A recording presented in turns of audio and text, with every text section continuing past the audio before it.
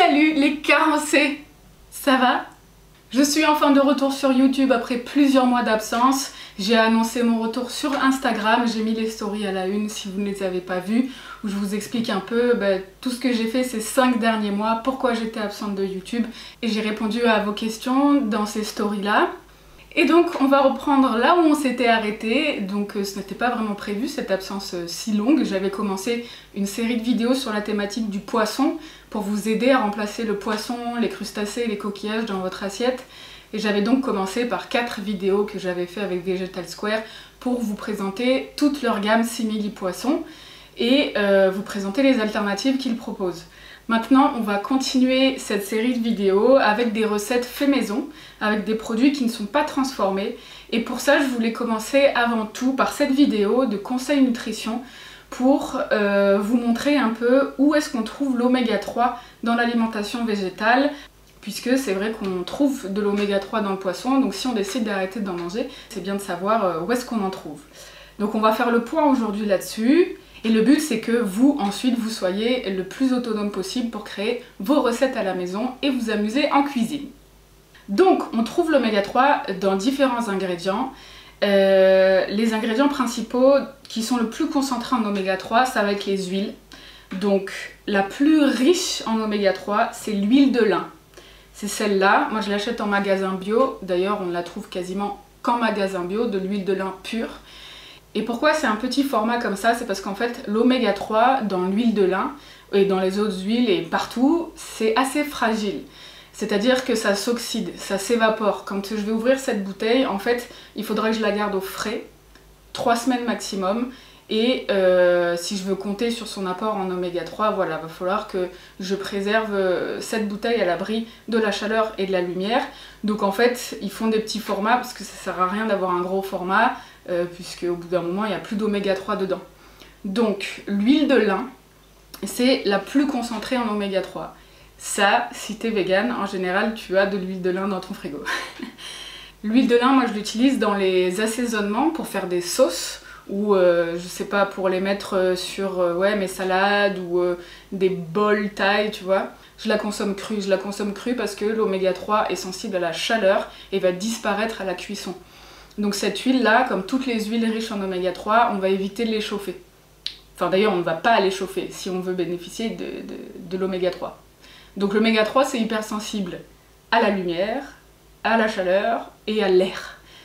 Donc moi je prends ça, en gros si tu as un truc à acheter, c'est de l'huile de lin que tu mets dans ton frigo et que tu gardes 3 semaines maximum. Après ça dépend si tu as une grande famille ou si vous êtes que 2 ou si tu es tout seul à la maison. Mais voilà, ça moi j'en ai toujours. Ensuite, la deuxième huile la plus riche en oméga 3, c'est l'huile de chia. Mais on en trouve nulle part. Donc on va faire comme si ça n'existait pas, puisque ça n'existe pas dans les rayons. J'ai eu beau chercher, j'ai cherché partout, je n'en ai pas trouvé. Donc le but c'est de vous simplifier la vie et de vous aider à mieux consommer. Donc on va rendre cette consommation possible et envisageable. Donc la deuxième huile, après l'huile de lin et l'huile de chia, c'est l'huile de noix. Donc celle-là, moi je la commande sur Coro. Et pareil, c'est un petit format, un moyen format on va dire. Et alors déjà l'huile de noix ça va apporter du goût. Mais pareil, donc c'est un format assez petit, c'est pas 1 litre tu vois. Parce que pareil, l'oméga 3 va être fragile à partir du moment où on va ouvrir cette bouteille. Donc celle-là aussi, une fois que je l'aurai ouverte, je vais la conserver au frigo, à l'abri de la chaleur et de la lumière. Et je l'utilise aussi pour mes sauces ou tout assaisonnement cru. Ok? Ensuite, dans les huiles riches, il y a d'autres huiles qui sont riches en oméga 3. Tu as l'huile de colza. Bon, l'huile de colza, c'est la plus connue. L'huile de colza, moi je trouve qu'elle a un goût, donc je préfère l'huile de colza désodorisée. Et pareil, donc celle-là, on va l'utiliser crue. Tu la fais pas chauffer. Très souvent, on fait l'erreur de faire frire ou quoi des trucs avec de l'huile de colza parce que c'est une huile neutre. Mais en vrai, faut éviter de la chauffer en fait. Donc pareil, tu peux faire tes sauces moutarde avec ça, des assaisonnements et tout. Et l'avantage de l'huile de colza, c'est qu'elle est 3 fois moins chère que l'huile de lin et l'huile de noix. Donc j'ai aussi toujours de l'huile de colza. T'as l'huile de germe de blé aussi qui en contient, tu as l'huile de chanvre, mais pareil pour en trouver, laisse tomber. Donc ce que tu peux faire aussi, c'est acheter une bouteille d'huile spéciale oméga 3, ça existe. Alors ça, il y en a partout, celui-là je l'ai trouvé en magasin bio, mais t'en as aussi en grande surface, tu sais, bah, c'est les fameuses bouteilles jaunes dégueulasses en plastique. Donc celui-là, moi je te conseille plutôt un format comme ça. Pourquoi? Parce que là tu as 5 huiles végétales riches en oméga 3. Le format est plus petit et là tu te casses pas la tête, tu achètes ça et tu réfléchis pas à est-ce que aujourd'hui je vais me faire une sauce à l'huile de lin ou à l'huile de colza ou à l'huile de noix. Donc tu prends ça, c'est la version la plus simple, tu la mets dans ton frigo et tu la gardes 3 semaines aussi. Ça, ben, j'en achète aussi parce que c'est 10 fois moins cher aussi, c'est l'option la plus pratique on va dire et la moins onéreuse. Mais en fait c'est un peu une arnaque parce que, donc tu vois déjà c'est 1 litre, donc en fait ça une fois, enfin genre moi j'utilise pas ça toutes les semaines, la bouteille elle doit être ouverte je pense depuis 3 mois tu vois. Et en fait là on a colza, pépins de raisin, tournesol. Oui, il y a de l'oméga 3 dans ces huiles, mais c'est pas les plus concentrés. C'est pas les plus concentrés en oméga 3, puisqu'on a vu que les 2 huiles les plus concentrées en oméga 3, c'est le lin et la noix. Donc là, ouais, on a du colza, mais tant qu'à faire, tu t'achètes une bouteille d'huile de colza, c'est pareil quoi. Si tu veux utiliser des huiles pour faire tes cuissons, moi je te conseille d'utiliser de l'huile d'olive ou de l'huile de coco. Si tu n'aimes pas l'huile de coco, il existe des pots d'huile de coco désodorisée, donc ça n'a pas le goût de la coco. Et c'est l'huile la plus conseillée pour les cuissons. Donc pour tout ce qui est wok de légumes, moi j'utilise ça, voilà, c'est bien mieux. Ça en vrai, oui ça existe, oui c'est ce qu'il y a dans tous les supermarchés, mais c'est pas du tout ce que je te conseille. C'est pas parce que j'en ai moi qu'il faut le faire, parce que je fais pas que des trucs bien, je suis pas parfaite. Et donc ça, bon bah je l'achète parce que c'est pas cher et que c'est pratique. En fait moi j'ai ça parce que je cuisine énormément pour tester des recettes et vous les proposer, donc des fois je fais pas une recette forcément pour son apport nutritionnel, mais parce qu'il faut que je la fasse 4 fois pour la valider, et si je dois faire 4 fois une vidéo avec de l'huile de lin, je peux plus payer mon loyer à la fin du mois. Donc ça c'est pratique pour moi, en tout cas ça me donne un peu une idée du goût neutre qu'ont ces huiles là. Et pourquoi je te déconseille d'acheter ça également, tout simplement parce que c'est du plastique et que ben, moi j'évite d'acheter du plastique, bien que ces bouteilles là a priori soient recyclables. Bon moi j'essaye d'avoir une maison sans plastique, c'est très compliqué, voilà, on fait comme on peut, comme d'habitude. Voilà.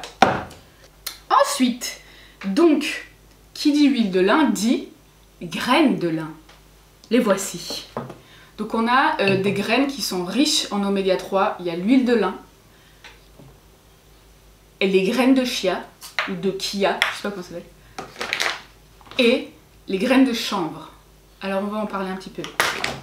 Donc moi je les achète en vrac en magasin bio, je les conserve dans ce bocal qui était un bocal d'olive verte aux amandes. Et alors ce qui est hyper important concernant les graines de lin, c'est qu'en fait si tu veux bénéficier de l'oméga 3 qu'il y a dans les graines de lin, il faut que tu les achètes entières et que tu les broies. Il faut qu'elles soient fraîchement moulues si tu veux pouvoir profiter de leur oméga 3. Pourquoi? Parce qu'on a vu que l'oméga 3 s'oxyde. Donc tu les achètes entières, en vrac, dans ton magasin bio, et ensuite tu les broies. Tu les broies soit dans un mortier, soit dans un moulin, comme un moulin à poivre, voilà.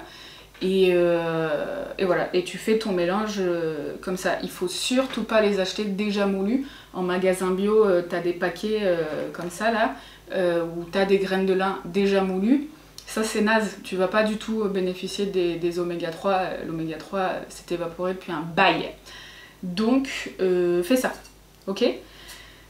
Et alors moi j'utilise le mortier, mais j'ai un de mes abonnés qui s'appelle Clément, coucou Clément, qui m'a dit que le moulin à poivre de chez Ikea marche très bien, puisque tu peux le régler, donc tu peux utiliser ce moulin là pour moudre tes graines de lin, ça marche très bien.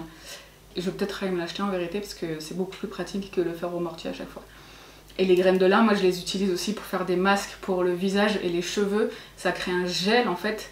C'est comme les graines de chia, tu vois, une fois que c'est au contact de l'eau, ça crée un mucilage. Et ce gel-là, il a plein de bénéfices pour la peau, l'hydratation des cheveux et tout, c'est hyper bien. Je vous donnerai ma recette de masque beauté. Et ensuite, les graines de chia, donc elles sont un peu plus connues. Si tu les connais pas, bah, ça s'appelle graines de chia ou chia, chacun les prononce un peu comme ils veulent. Donc c'est des petites graines comme ça, des petites graines noires, très riches en oméga 3.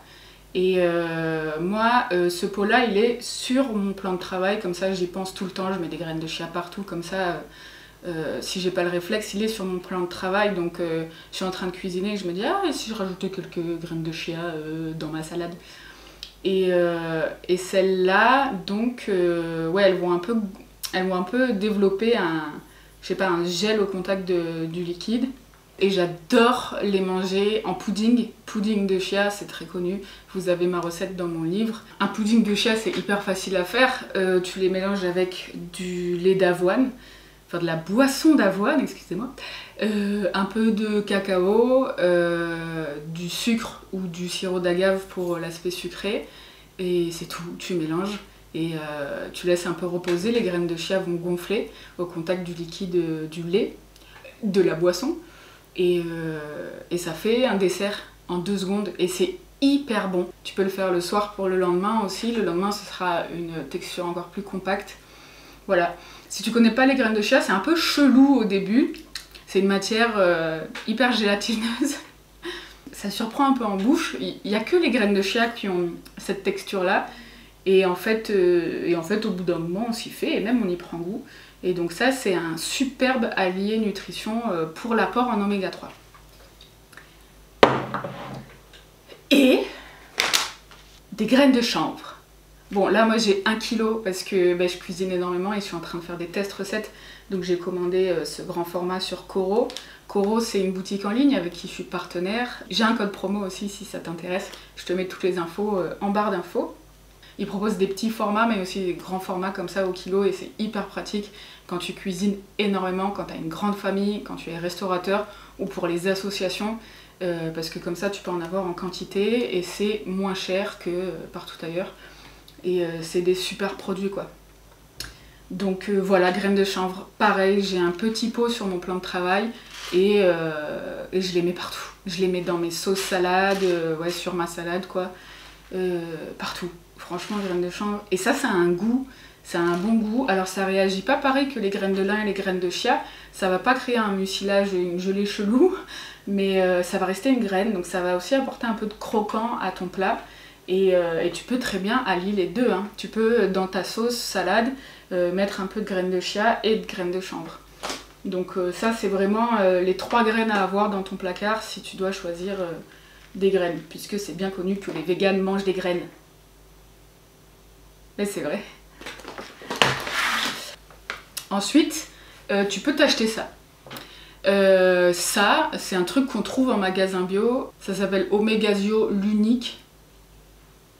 Alors, ce que je pense de ce produit, c'est que c'est oui et non. C'est-à-dire que, en fait, c'est un mélange de graines riche en oméga 3. Ok, parfait. A priori, c'est super pratique. Sauf que c'est des graines qui sont déjà moulues. Donc, oui, tu as la graine de chanvre, l'oméga 3 tient bien dedans. Mais, par exemple, tu as lin, chanvre, courge et noix. Là-dedans, le lin, il ne faut pas qu'il soit moulu si tu veux bénéficier de l'oméga 3. Le chanvre, c'est ok. Courge, c'est ok. Et noix, non. Noix, c'est comme le lin. Il faut que tu les achètes en coque si tu veux profiter de l'oméga 3 des cerneaux de noix. Parce que les cerneaux de noix sont aussi très riches en oméga 3. Donc si tu achètes tes cerneaux de noix genre décortiqués, tu sais, en paquet ou en vrac, tu vas pas bénéficier de l'oméga 3. Tu vas bénéficier de tous les autres apports que va t'apporter le cerneau de noix, mais pas l'oméga 3. Si tu veux bénéficier de l'oméga 3, il faut que tu achètes des noix pas décortiquées.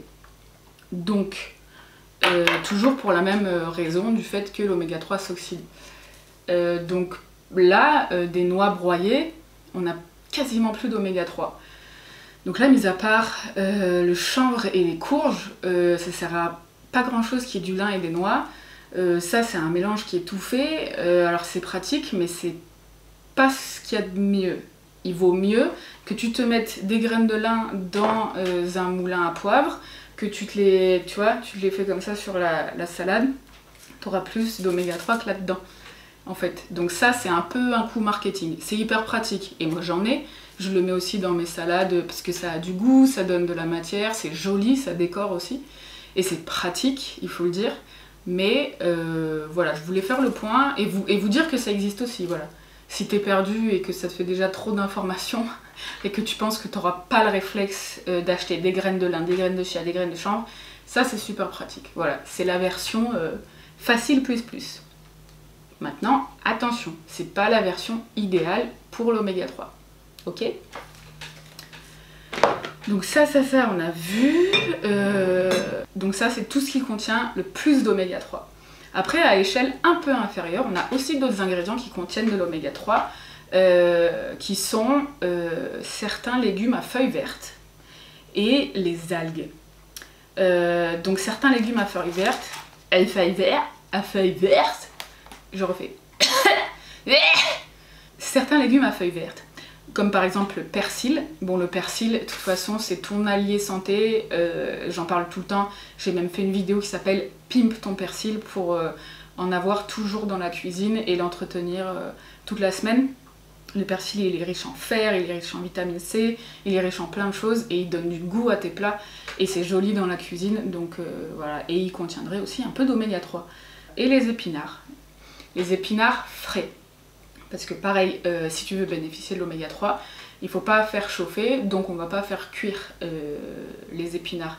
Si tu fais cuire tes épinards, tu vas bénéficier d'autres apports que t'apportent les épinards. Ils ont plein de bienfaits les épinards. Mais l'oméga 3, tu l'auras que si tu consommes tes épinards crus.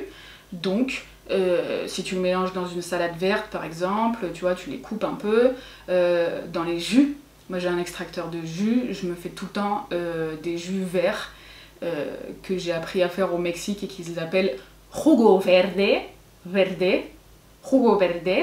jus vert.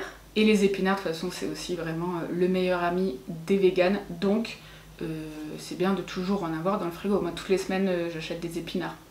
En plus, selon comment tu les cuisines, c'est hyper bon dans une quiche aux épinards et aux tomates séchées. Oui. Et voilà, et t'as d'autres légumes verts, parfois des légumineuses aussi. Mais bon, je vais pas te faire la liste parce que en vrai, il y en a plein à des apports vraiment minimes, mais en fait, c'est là qu'on se rend compte que si t'as une alimentation vraiment variée, t'as tes apports. Et encore faut-il savoir comment s'alimenter. C'est pour ça qu'on fait le point, tu vois. Et du coup, une des astuces que j'ai aussi, c'est de faire germer des graines. Donc ça, c'est un mélange de graines que j'ai pris chez Coro aussi.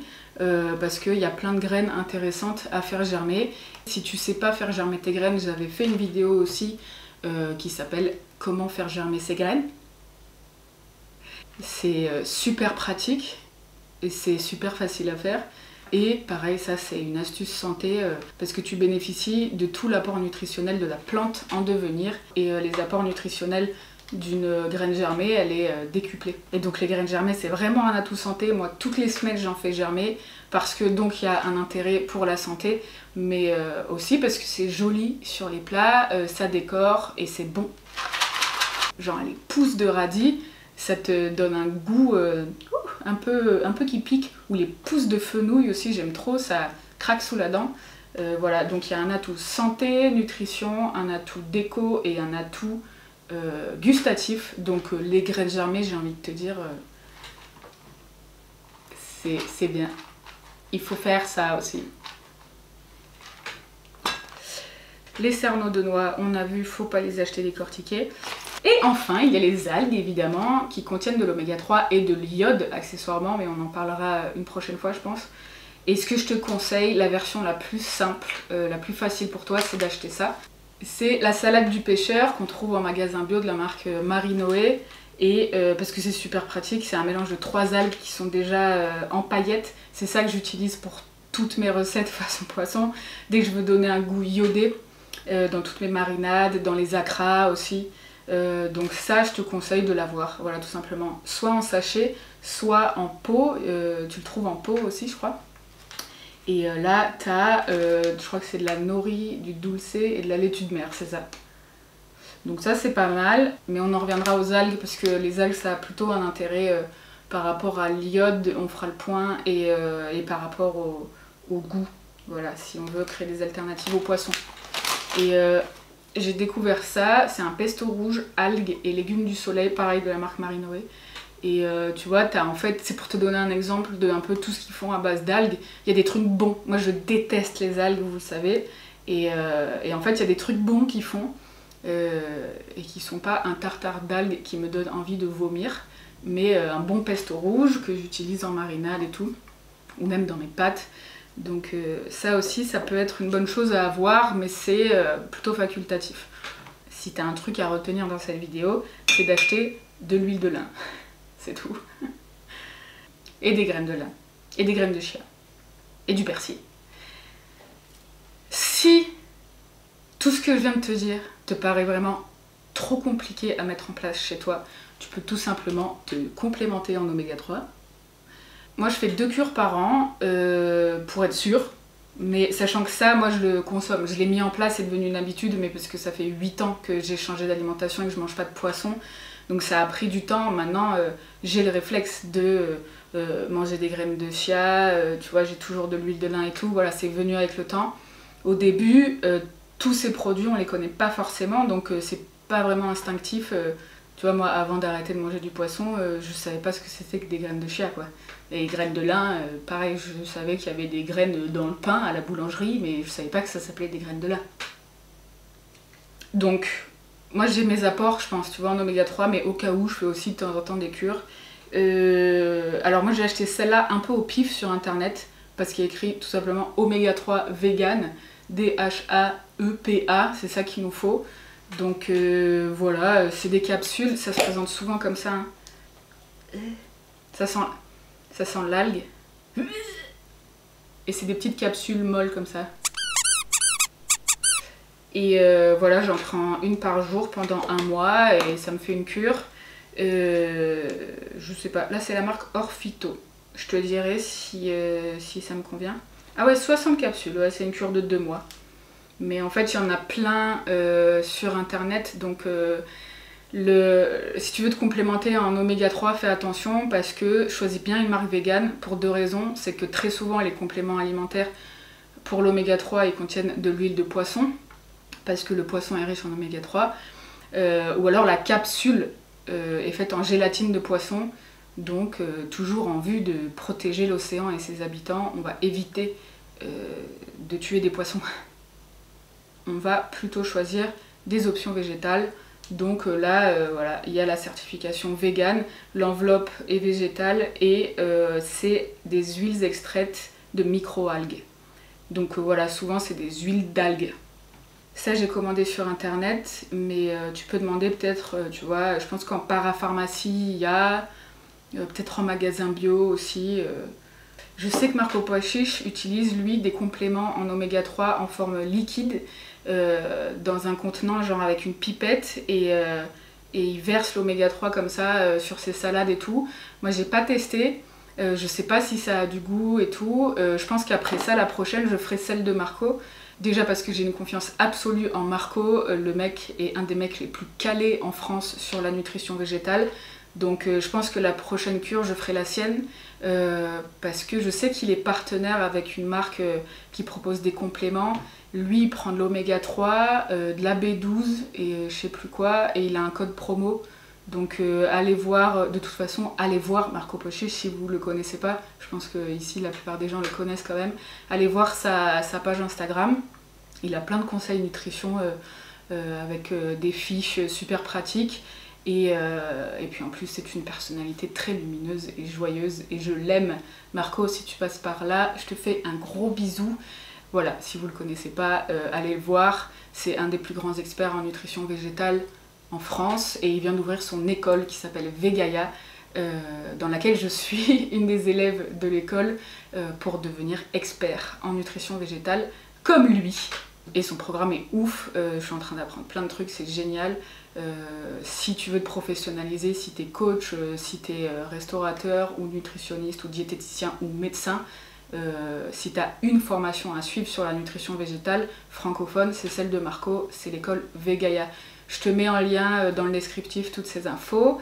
Et je pense que, non c'est même sûr, ça y est je viens de le décider, on va faire un live avec Marco sur Instagram. Il répondra un peu à toutes nos questions, on refera le point sur cette question d'oméga 3 dans l'alimentation végétale. Il nous donnera aussi toutes ses astuces, on pourra lui poser toutes nos questions. Donc ce sera sur Instagram. Je sais pas quand, on va voir, restez connectés, allez voir un peu, je l'annoncerai dans mes stories je pense. Et voilà, on organisera ça quand il sera dispo, quand je serai dispo. Et ça viendra très prochainement. Un live avec Marco serait cool. Voilà, on a fait le point sur les ingrédients les plus riches en oméga 3 dans l'alimentation végétale. J'espère que cette vidéo vous a été utile, que vous avez appris des choses. Si tu veux partager toi aussi tes idées recettes, tes astuces santé, n'hésite pas à commenter cette vidéo. Si c'est pas encore fait, abonne-toi à ma chaîne YouTube, il y a de nouvelles recettes qui arrivent très bientôt. Je suis de retour, j'ai plein de projets, j'ai plein d'annonces à vous faire. Mets un pouce bleu si cette vidéo t'a plu et que tu souhaiterais que je fasse plus de vidéos comme celle-là, à titre éducatif, informatif concernant l'alimentation végétale pour te donner des tuyaux. Et partage toutes ces astuces à tes amis qui souhaitent aussi changer d'alimentation et protéger les océans. C'est cadeau. À bientôt!